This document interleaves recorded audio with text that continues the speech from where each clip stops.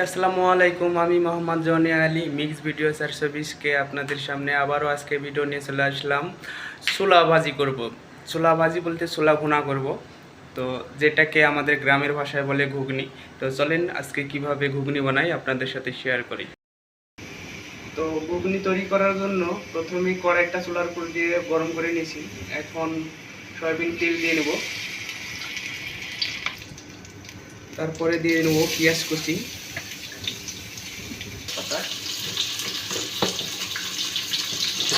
তারপরে দিয়ে দেবো দারচিনি, তারপরে দিয়ে দেবো লবঙ্গ যাকে বলে লং,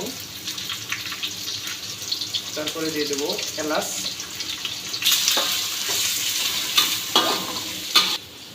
তো তারপরে দিয়ে দেবো আদা বাটা, রসুন বাটা, জিরা বাটা, মরিচ বাটা সব একসাথে বেটে নিয়েছি।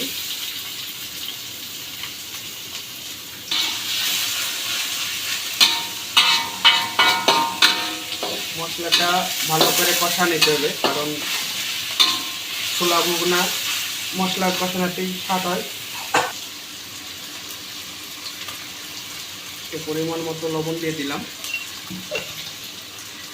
পরিমাণ মতো হলুদ দিয়ে নিলাম,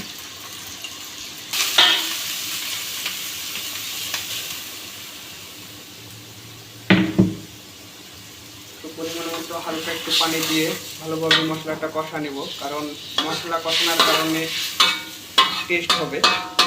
তো মশলা ভালোভাবে কষা নেবেন আপনারা। তো দেখতে পাচ্ছেন আমাদের প্রায় মশলা কষানোর কাছায় আসছে, এখনো মশলা কষানো হয়নি, এখনো 5 মিনিট। তো আমার মশলা কষানো হয়ে গেছে ঘুগনা করার জন্য, ছোলা ঘুগনা করব। তো আপনারা কিভাবে কি প্রথমে দেন এটা অবশ্যই জানাবেন। তো এখন দিয়ে দেবো আলু এবং ছোলা কেটে রাখছিলাম, তো ভালোভাবে দিয়ে দিলাম। এখন এটা ভালোভাবে কষা নেব।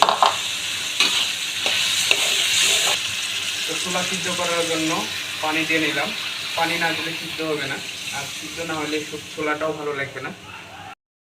আমাদের ছোলা ভুনা হয়ে গেছে, আর একটু ভুনা করতে হবে। আর একটু ভুনা করার কারণ হচ্ছে আর একটু শুকা শুকা হলে ভালো লাগবে। এখন একটু গায়ে গায়ে মাখা আছে, তো এই ছোলা ঘুগনি ভালো হবে না, আর একটু শুকা শুকা বানাতে হবে। তো আজকে ছোলা ঘুগনা করতে লাগে অনেক সুন্দর একটা ওয়েদার, তো ভিডিওটা না করে পারলাম না। দেখেন কি সুন্দর ঝিরিঝিরি বৃষ্টি হচ্ছে, আর শহরটা, ব্যস্ত শহরটা কি সুন্দর লাগতেছে। বিল্ডিংয়ের নিচেই গতকালকের মতো আজকেও ক্রিকেট খেলা হচ্ছে, তবে কালকে বৃষ্টি ছিল না, আজকে বৃষ্টির ভিতরেও ক্রিকেট খেলছে।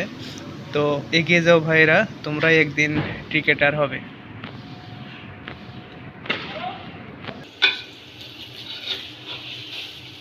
তো দেখতেই পাচ্ছেন আমাদের ছোলা ভুনা হয়ে গেছে।